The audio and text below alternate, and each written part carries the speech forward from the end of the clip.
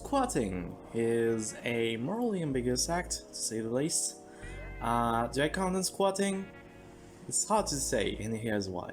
Hello everyone, thanks for tuning in on this little video. So, the issues with squats are, well, first off, they're illegal. So obviously I can't just say that I'm pro-squat. Media generally try to demonize squatters and make landlords look like poor little victims or something. And sure, some landlords kind of need the land that they own to pay their bills after retirement. And by the way, it's extremely fucked up that some people have to do that kind of shit for survival's sake. But most squatters, in comparison, literally have no home. So, yeah, it's kind of weird for me to compare these two from an ethics standpoint. However, because our current society sees housing as a mere commodity rather than something that should be secured for everyone, both squatters and tenants, to directly confrontational and contradictory positions in this capitalist society, wink wink Marxists, are expected to show up. However, just like any such contradiction, its resolution is usually poorly thought out at first and ends up harming more people than would have been necessary otherwise. In December of last year, in my home country, France, a law was approved to evict squatters under 72 hours after a report, which is an extreme regression as they were protected after 48 hours of settling in, especially during winter break. In fact, before this, the description reads as such. As soon as the bailiff has issued the order to leave the premises, the squatters must leave the accommodation unless the winter break applies. However, the judge will order the expulsion may decide that the winter break does not apply or that its duration is reduced. Now, the description only reads as such. The winter break does not apply in the case of squatters.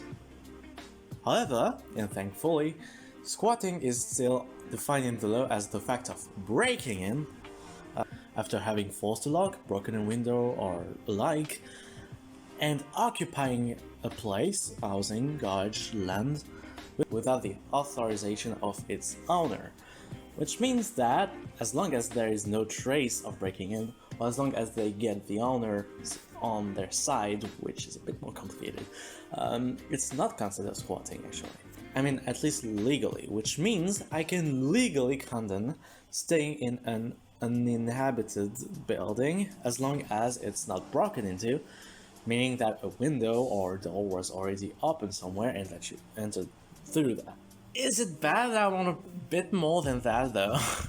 Like, legally I mean, of course, but the problem is tenants might form fake evidence that someone broke in and convince the cops, the judges, etc., leading to an eviction and arrestation of the occupants.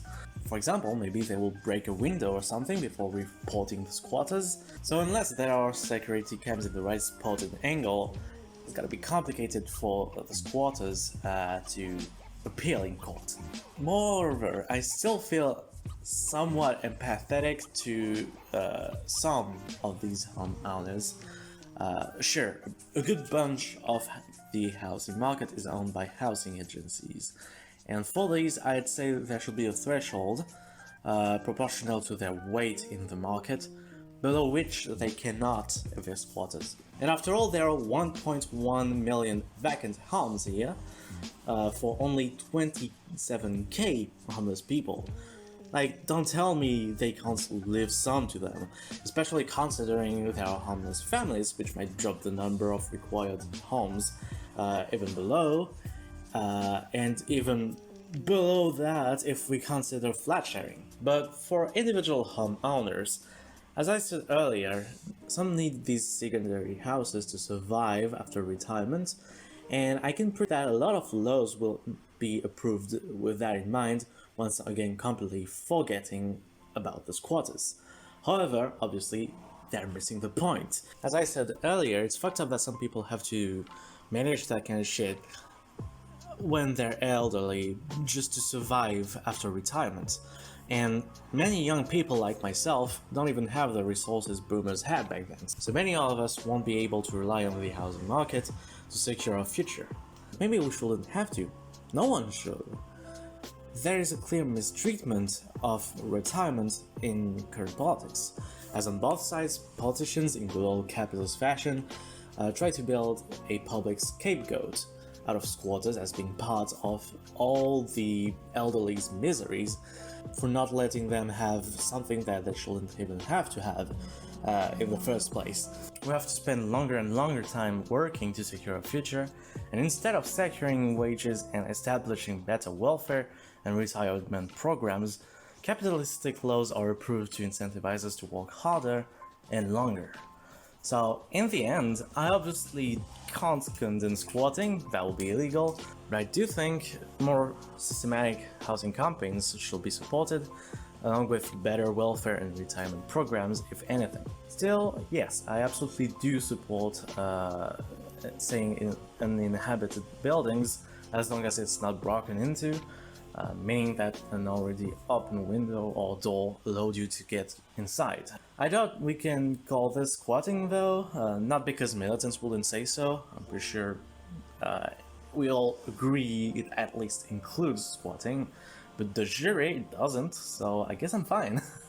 Anyways, thanks for watching that little video. Hopefully that made you thunk a little bit, and see you next time.